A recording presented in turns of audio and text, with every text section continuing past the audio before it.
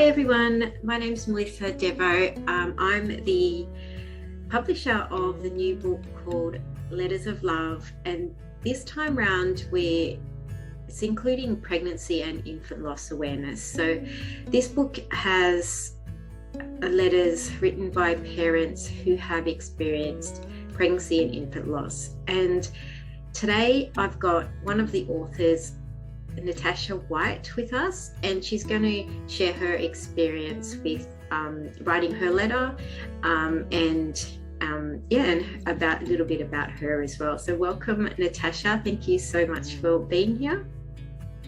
No worries. Thank you very much for your time. So do you want to just give us a little bit of about you, like let us know who you are, and basically what you do as well? Yeah, sure. I guess I'll just split that into two. So in my professional life, I am a registered psychologist, and I just work in the world of research, really. So I'm more of a research psychologist for some organisations and work in human factors and safety and that sort of area.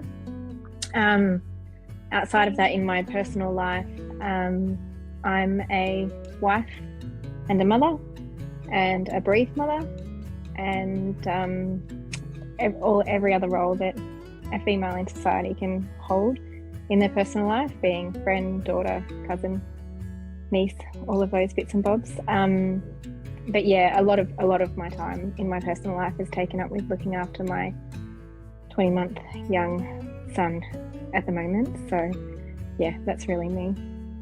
Yeah. And you've experienced pregnancy loss as well.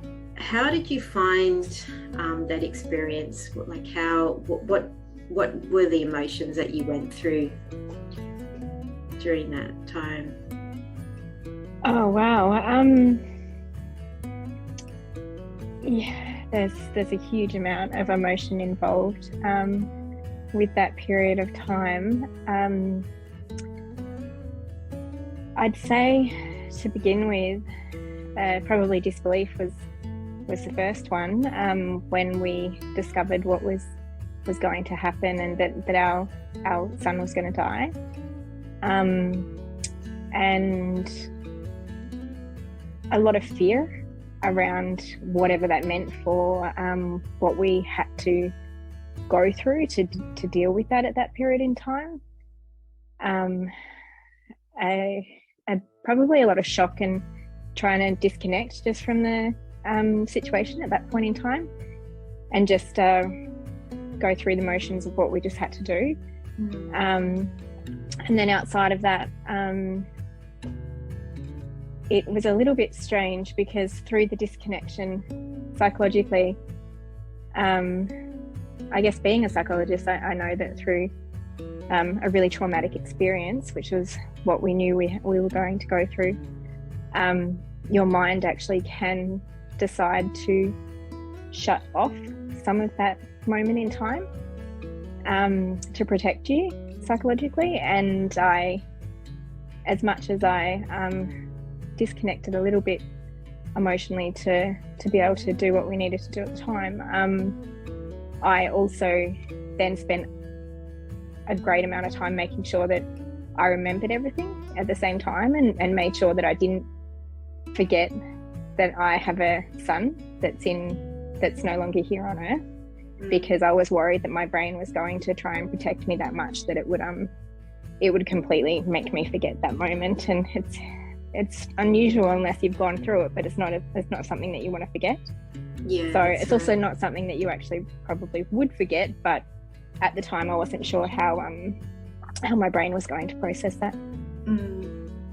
Yeah, I completely understand how it can be really overwhelming as well, especially when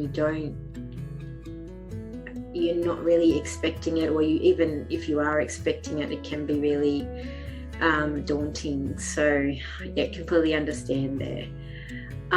So just in relation, because we're going to obviously you're part of the Letter of Love book project that we have going. who is your letter addressed to? Yeah, so I decided to write 2 letters. I took the opportunity to use this as an opportunity to tell my son, my 20-month-old son Lawrence, about his brother Blake.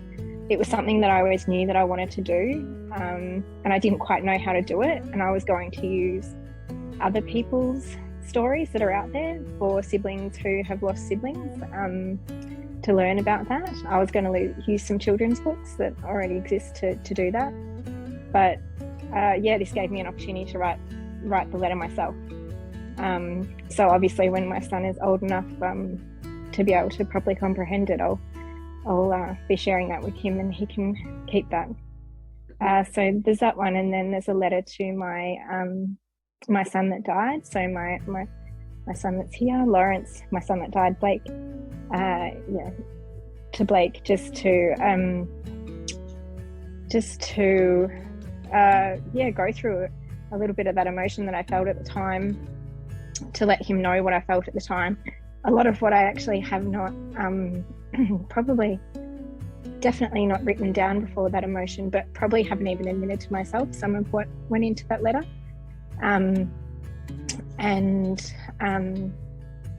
It's also, that letter to Blake is also a letter to the bereaved community as well. So I put a little bit of information in there to make sure, although it's all written to Blake about my experience at the time, there is some detail in there that I wanted to make sure I was able to communicate, because what happened to me happened, it was a pregnancy complication, and it happened quite early on in pregnancy, and because of that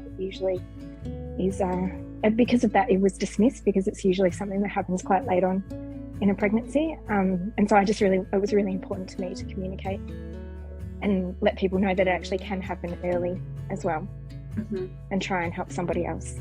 Yeah. So just going on that, like when you were writing your letter, how did you actually feel? Like, was it like a relief, or did you go through the emotions?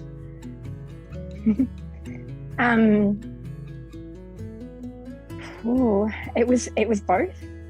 So, and I guess it depends who I was writing to. I've often sat there and considered how I would tell Lawrence about Blake. So that letter was maybe a little bit less emotional because I put a lot of thought into it. Whereas the one that I wrote to Blake and the bereavement community was, it was really emotional. There's parts in the letter that I was writing, and I was here by myself. My husband had taken my son out for the weekend just so that I could just write what I needed to and deal with the emotions that I needed to at the time. And I was just writing, and sometimes I'd have tears streaming down my face, but just kept pushing on. Like, it never stopped me from writing. I just pushed through it and kept going. And by the end of it, I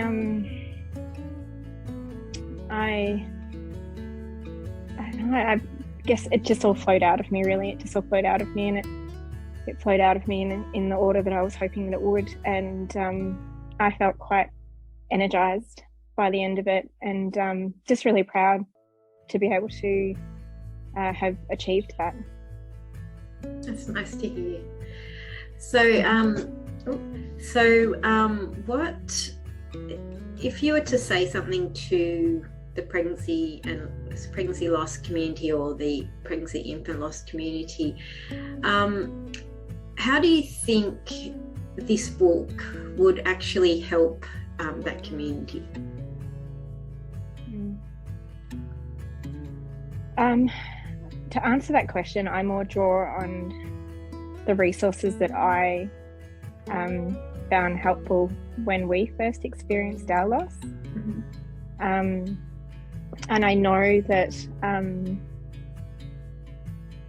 I didn't know where to go, and at the time that my son died, I felt quite vulnerable, and you know, I was suffering some health complications which made me feel quite vulnerable as well. And I didn't really know quite how to tell even friends about that in a safe way, because I couldn't just reach out on social media and openly put it out to everybody how I was feeling. I just didn't feel like that was a safe thing for me to do at the time. So books that I could have access to, and that I eventually did become connected to in one way or another, they were my source of comfort, because it was my way of realizing that what I was feeling was perfectly normal. I think the grief of pregnancy and infant loss and child loss is a different type of grief, and it's not properly understood in society, especially with the members who haven't experienced it. And so that goes with family members and you know, your close friends, and people might think that they're helping with what they're saying or what they're doing, but it's not, and they're just as confused as we are. But there's a lot of conflict involved, and I think it was just nice to be able to pick up a book and have the comforting words of somebody who unfortunately had experienced similar to what I'd experienced, and just feel like you're just not alone. And sometimes when people are looking at or when people are looking at me, I can only really draw on my experience, but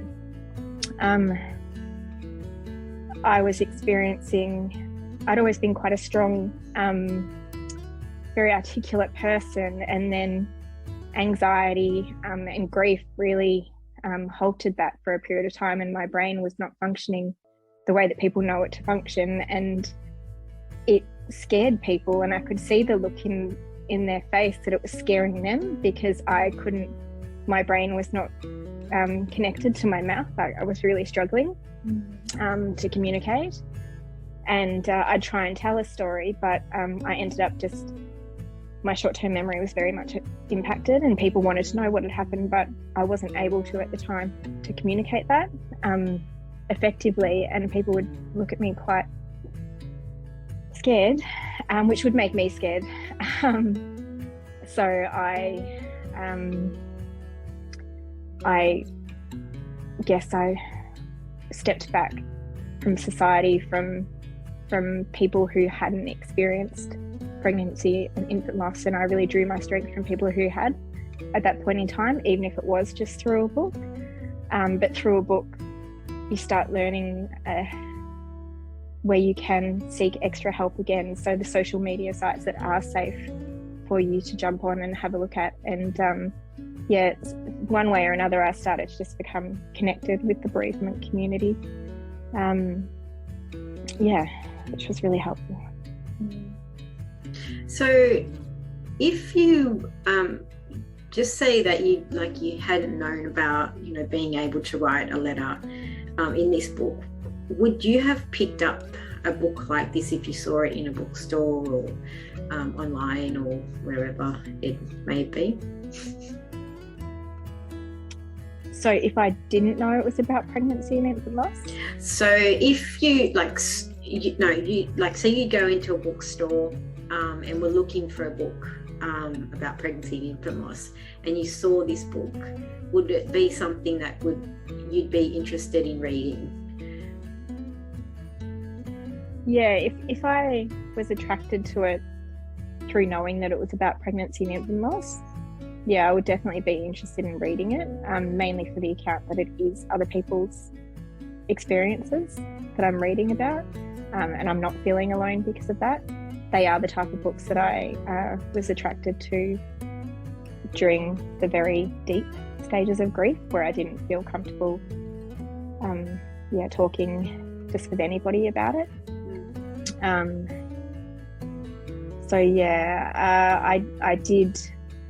I have read a few books which are people's stories and accounts.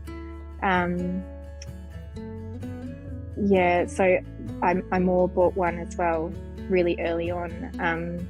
A friend asked me what they could do, and we lost my son because of, or he died, I should say, because of early onset preeclampsia and HELLP syndrome. And so I didn't really know much about it, so I bought a book to learn about that, but that was a lot of other people's stories about their experiences with preeclampsia and HELLP syndrome. So it's definitely, a book that I would reach for. Well, I'm so glad that you have been part of this book. I've read your letter, or letters, and they are really beautiful.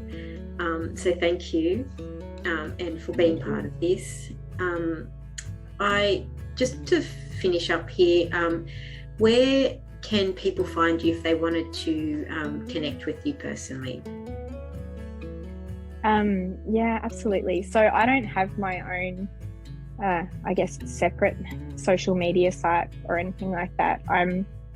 I've started to mesh my everyday life with my personal life, and I'm comfortable doing that. So there's my Facebook page, which is Natasha White, and then I do have LinkedIn as well, which people can find me on there. So with regards to Facebook, first of all, you can shoot me a message on Messenger. Just look for Natasha White, and LinkedIn is the same. It's Natasha White, but the address is actually Natasha R. White. Okay, well, I'll put the links in the notes as well, so you can reach out to Natasha. Well, thank you so much again for being part of this book. I really appreciate it, and I really enjoyed reading your letter, and I hope everybody that is reading this book will take something from it as well. So thank you again. Thank you so much. Yeah, it's honestly been a great opportunity, and I'm just thankful that one way or another I came across the fact that you were doing this project, and it's been a great experience so far. So yeah, thank you. No, you're welcome. Well, thank you again, and I hope you pick up this book whenever you're listening to this. We do release the book on the 15th of October 2022 this year, so it'll be a great read, and it'll be very helpful for many people that have gone through pregnancy and infant loss, or child loss, and so just pick the book up and share it with your friends if you know somebody that has been through it as well. It'll be really helpful for them. So thank you again, and talk soon. No worries. Thanks very much.